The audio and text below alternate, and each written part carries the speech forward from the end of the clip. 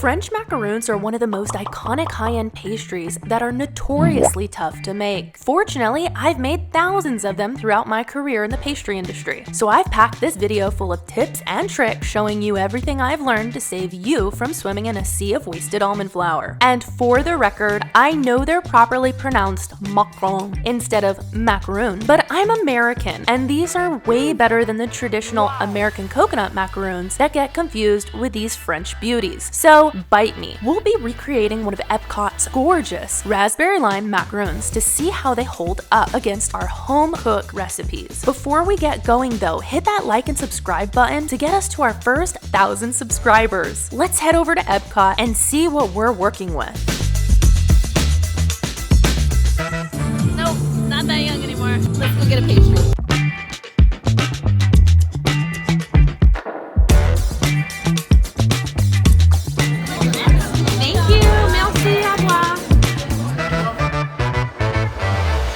So we're here at Epcot today. We got a large macaroon with fresh raspberries and lime cream. I mean, the macaroon definitely looks like it developed a skin before baking, which is so important. So let's dive right in. That is fresh and on point. Got the crunchy outside, this soft texture in the middle of the macaroon. Of course, those fresh raspberries are doing this justice with the lime curd being perfectly acidic and creamy. It's so cute, pretty, and delicious. All about those ratios. So typical French macaroons are made with almond flour. Now, can you make them with other flours of nuts? Why, yes, you can. However, the fat content of almond flour specifically is what makes the recipe successful. Pistachios, cashews, macadamias, those can have very high fat content. So if you want to make pistachio or macadamia or cashew macaroons, you will have to cut the flour with almond flour. Just don't use peanuts. They're too fatty for this recipe. Yeah, peanuts out of here. So of course you could just sift this almond flour powder sugar mixture. If you want the real industry trick, you need to put this in the food processor. This is what gives you that shiny outer shell, the smooth outer shell. Yes, pastry chefs tilt the food processor. This helps to rotate the almond and powder sugar to blend more evenly. I know it looks silly, but believe me, pastry chefs do this. You don't want to go past a minute because the friction from the blade can let the fat release from the almond flour. So don't go past a minute when you're doing this. All right, I'm at about 40 seconds here, and I think I'm done. If I do it anymore, it'll actually warm up from the friction, but you're just supposed to get that even consistency, and I believe I have it. It's all smooth, feels like just soft cloud of nuts. Cloudy nuts, just soft, cloudy nuts. All right, you're only taking the mechanism out because sometimes there's flour, and you want the weight to be correct for your recipe. Now I gotta separate eggs, but I gotta wash my hands. Why is it important to wash hands before separating eggs? I have some residual fat from the nut flour on my hands, as well as powdered sugar. I don't want that contaminating my eggs. Nice big eggs. I guess they raise the price of eggs, but the size gets bigger. I don't know. Wishful thinking, yeah. Now we're just gonna pull all those yolks out of that bowl. So when you're in a pastry shop, you gotta do 20 flats. Each flat is 30 eggs. That's 600 eggs, and your chef expects you to do it in under 30 minutes. Crack all your eggs into one bowl, separate out the yolks. Now do not use a shell to separate out your yolks. A shell is sharp and will always cut open your yolk. It is the easiest and fastest way to do macaroons. Get your hands dirty. Stop worrying about using your hands. You're doing pastry. I'll save our yolks for our curd a little bit later. I do not recommend this for everyone. However, if you want to understand how the French's macarons are completely different from American macarons, They use what's known as aged egg whites. Yes, egg whites that have been sat on the counter for a couple days. While in French pastry, they believe that this will help the protein be stronger in the end product. So you get a better, more voluptuous volume. Also, the aged egg whites shouldn't stink. They should just have like a neutral smell.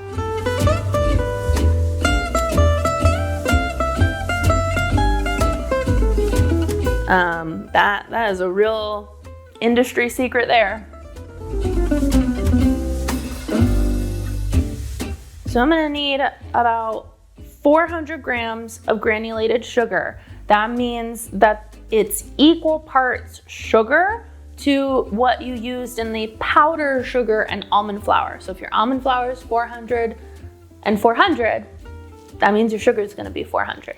Always put water first because you don't want basically to get a dry spot at the bottom of your pan.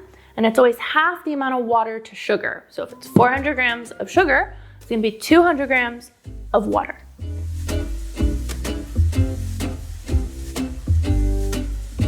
So everyone, you have a couple different options for mixing your macaron, right? You're gonna want something like this or this. This is known as a bench scraper or bowl scraper, more accurately. What you guys can find in your shopping center is probably gonna be a sink scraper. Yes, this is for scraping the bottom of the sink. I'm just gonna say, whenever you find something that's hard and plastic, save it for your macaroons. This saves my life every time I make macaroons. I love you, bowl scraper. Mwah. As pastry chefs, we keep 20 of these in our back pocket all the time. This is the highest used pastry equipment tool in the pastry shop. Bowl scraper, bowl scraper, bowl scraper. Yes, I'm folding it and then chopping it. Now, yes, this muscle right here, it's gonna cramp up and hurt. But get it together, man. You need to build muscle if you're gonna be in the pastry shop. I don't want any whining for a delicious end result. And look at that, beautiful, smooth paste. That is your almond paste for your macaroon recipe. Beautiful and smooth.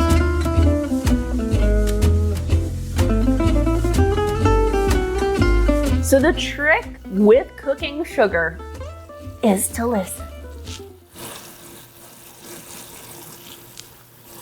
Are you listening?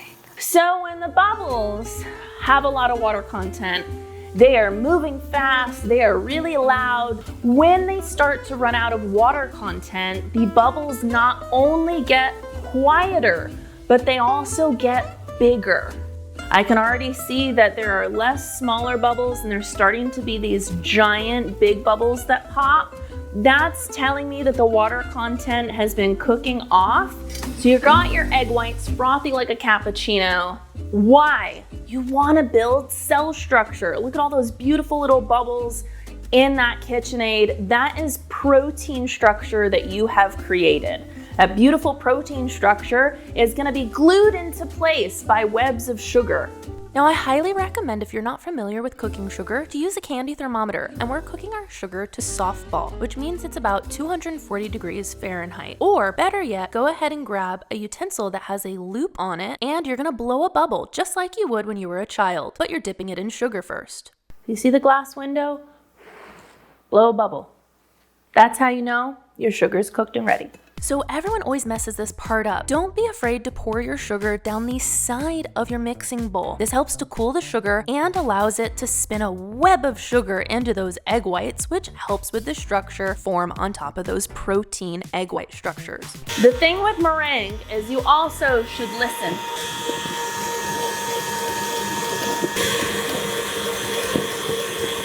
When you start to hear that noise, you know that your meringue is cooled down and getting ready. So I'm going to show you how to add gel food coloring into your meringue, allowing the water content to work off as the meringue is still warm. I would highly recommend buying water-soluble dry coloring and add it to your almond paste. However, I don't have any at this current moment. All right, so we're gonna take half of the meringue and fold it into our almond paste mixture. About half. And this is still warm. You want it still warm so that it's easier to pipe. and it's easier to fold.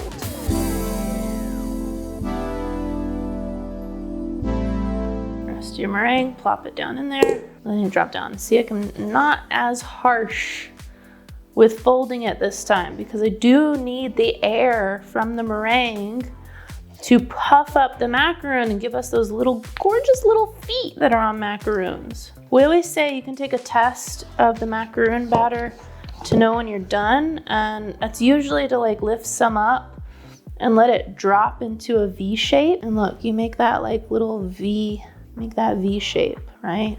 So we have a round tip in our reusable Fat Daddy-O piping bags because we are eco-friendly here. And well, I don't want to buy piping bags all the time, so it's easier for me to use a Fat Daddy-O. And then we're gonna load it up. So you see I scooched the piping bag all the way down. And I'm gonna lift it up just like you would with getting a sock on your foot, on your body.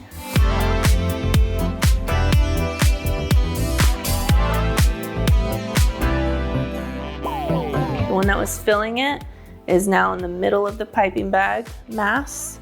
And the one that was holding the spatula is now pinching the end of the piping bag closed. Nice and tight, nice and tight, nice and tight. Pinch it closed, grasp it back here, pinch it closed, halfway, tennis ball in your hand. You can feel the pressure as you pipe.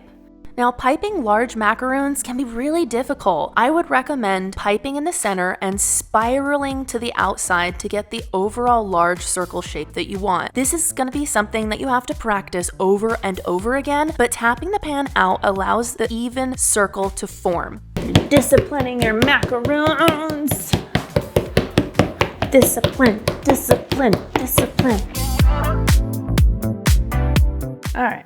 So you can not only see that it smoothed out our shape of our macaroon, so you can barely see the swirl now, but you can also see that it has a smooth and evened skin with even air bubbles so that that foot at the bottom releases evenly. There's another bubble trying to escape. After tapping your macarons out, it'll stick to your finger. Make sure to allow them to sit for 15 minutes before placing them in the oven at 300 degrees. You'll know they're ready when they don't stick to your finger, allowing the moisture to escape through the bottom of the macaron, creating those cute macaroon feet. Ready to go in the oven. We're doing 305 for the next 16 minutes, and then we're gonna rotate. Pulling out the macaroons, rotating. Rotating, adding 3 minutes at 300.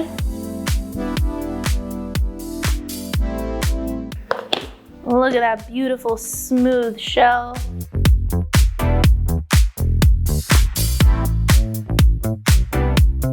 The silver luster dust powder. You can do this before baking, but just to show you how to get them little shiny, shiny babies. You can take like a pastry brush. Just drop it, and then just, ooh, shiny, shiny, shiny.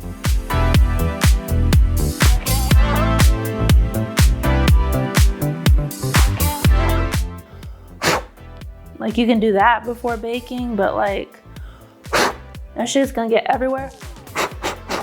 So it's a little easier to dust them after baking, but again, this is a personal preference if you wanted to do this, lustering your shells.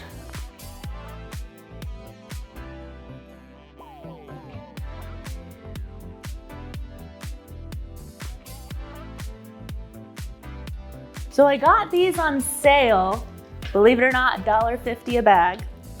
So we're gonna do a mixture of lime juice and lemon juice, equal parts. So I'm gonna do the limes first. If you do not have one of these massive professional juicers from the 1930s, I highly suggest you buy one of these.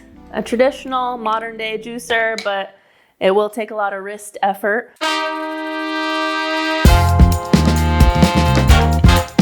Again, $1.50 and a little bit of elbow grease. Why not? In excitement to use my juicer that I have never used before, I forgot to zest my limes. So I'm just gonna grab them, put my thumb in the center, and then rotate.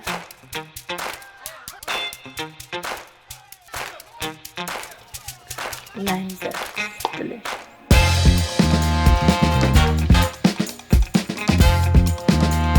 I would ask my chef, what's my task? And he'd be like, your task this morning is to zest 3 boxes of lemons at 120 lemons per box. And I'd be like, oh!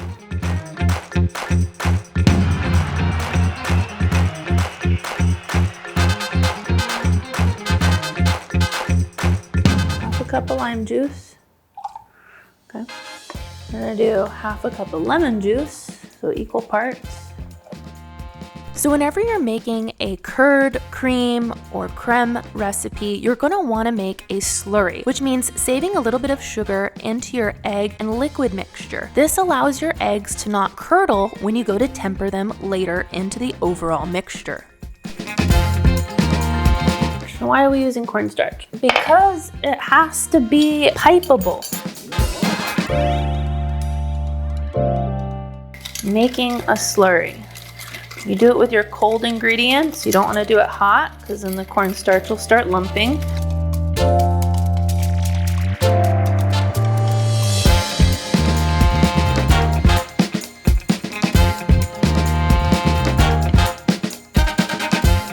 You want to pick out your most beautiful raspberries for the assembly before you make the sauce. I need about 5 a macaron, and I need them pretty much the same height of each other.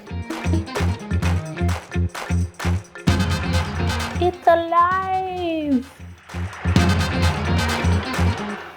Put my slurry mixture in with my egg mixture.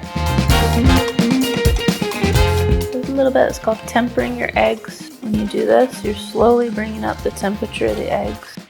Tempering your eggs means pouring a hot liquid into your slurry mixture. So you whisk, and then you move the spatula on the bottom. If you're in a pastry shop, this is super important that you do the whisk and the spatula because the whisk can't always get all parts of the pan. You want to slowly bring up the temperature of your eggs so you don't have an eggy, palatable taste. By slowly cooking the eggs, you're going to dominate the recipe with the overall flavor of what you're trying to achieve rather than it being an eggy taste. Oh yeah, ice bath. So we are going to be scaling our raspberries, and a very simple raspberry sauce is to just take raspberries, sugar, some water, and gelatin. So we're at 488 grams of raspberries. We need half that amount in sugar. And we also need to stabilize our raspberry sauce with some powdered gelatin. Why? Because he piped it in the center of the macaron, and if there wasn't gelatin, it would just make a soupy mess. So we do need to stabilize our water content with something, and I'm pretty sure they used either gelatin or xanthan gum. And I have both, but let's just do gelatin because it's easier for y'all to find.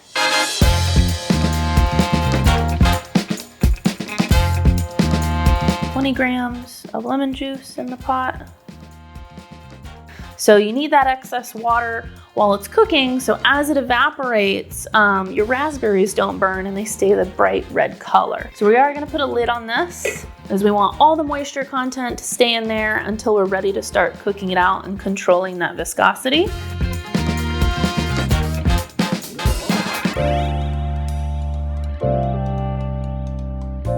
I'm very impatient as a pastry chef, and they always say chefs should taste what they make, so why not? Just want to taste a little bit. Oh, gets you right here in the cheeks. So you can either squish out your raspberries with a large utensil you have, or you can do it the pastry chef way, which means an immersion blender. You're going to just blend them all together and then strain out the seeds later so you get a dark rouge color as it continues to work and cook the water content off. So our ice bath has cooled down our lime creme, and you can see that it's very thick and it's cool to the touch. So I'm gonna take it out of the ice bath. I'm gonna add in my butter. Butter is gonna give it a thicker structure, and more importantly, because we cooled it down, the structure of the butter isn't gonna melt out.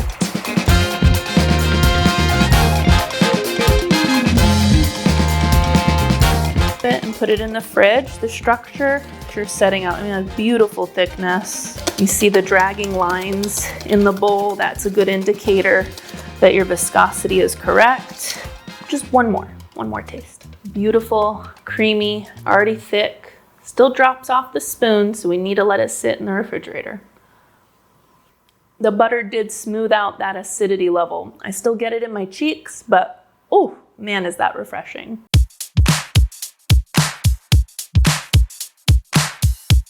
In the one at Disney, there was no seeds in that raspberry sauce center.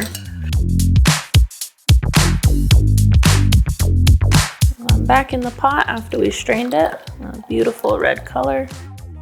We bloomed our gelatin with a little bit of ice water, and once our hot mixture is ready, we'll go ahead and temper in our gelatin using the hot warm mixture, pouring it into that bloomed gelatin, allowing the gelatin to melt, and then pouring the rest of it into our overall mass. We pulled aside beautiful raspberries before making that raspberry sauce, as to pick the most beautiful raspberries for assembly. Wow, look at that gelatin. It helps set up that raspberry sauce into a nice firm consistency, and I'm really happy with my lime creme, even if it is a bit loose. We can always fix that later by adding additional gelatin and tempering it into our mixture. Macaroons have been in the freezer for 24 hours. This is known as aging the macaroons. So these have been sitting on the counter directly from the freezer for about 5 minutes. This is something we do in production. You're never gonna eat a freshly baked macaroon because you need the shell to absorb that condensation from being in the freezer.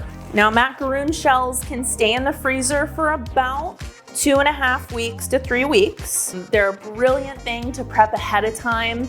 The only reason that these ones need to be assembled the day of is because they have that lime creme and that raspberry sauce gelatin mixture. You're gonna wanna prep something like this the day of a party, but if you're just gonna fill them with buttercream and ganache, freeze those suckers and save them from your party and do them a week and a half in advance from your party. It's gonna save you time, and everyone's gonna be really impressed with the aging of the macaroon because that mouthfeel is gonna feel like a pastry shop. So we're gonna fill up our piping bag using a straight tip in a reusable Fat Daddy-O piping bag. You're just gonna drop that tip in. Now, I already cut the edge of my piping bag to fit all of my tips. So just make sure you twist and push the twist in.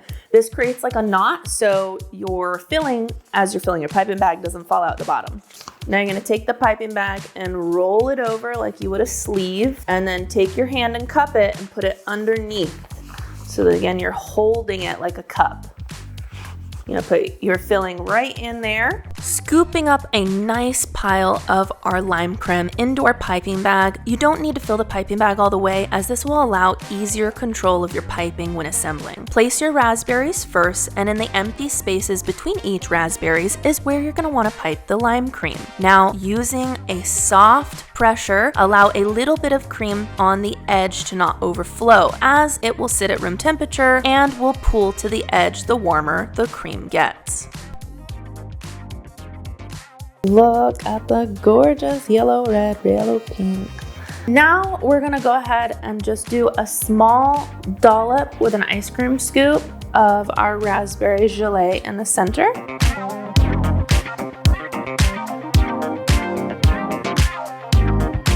Look at that little jelly. So there we are, our raspberry lemon sandwich. Let's take a bite. Wow. Now that's what I call a raspberry lime macaron. I definitely give mine an 8 out of 10. I'm not working in a pastry shop with pastry shop ingredients. I'm working in a home with home cook ingredients. Disney definitely used some pastry tricks up their sleeve, like xanthan gum, or they might even put gelatin in their lime creme. Either way, you saw me use ingredients from scratch to recreate this, and it tastes delicious. Wow. Thank you for watching. This has been a recreate of a Macaron, the raspberry hamburger. Make sure you like and subscribe and hit that bell, because I want to keep baking for you. And most of all, follow for more pastry fun.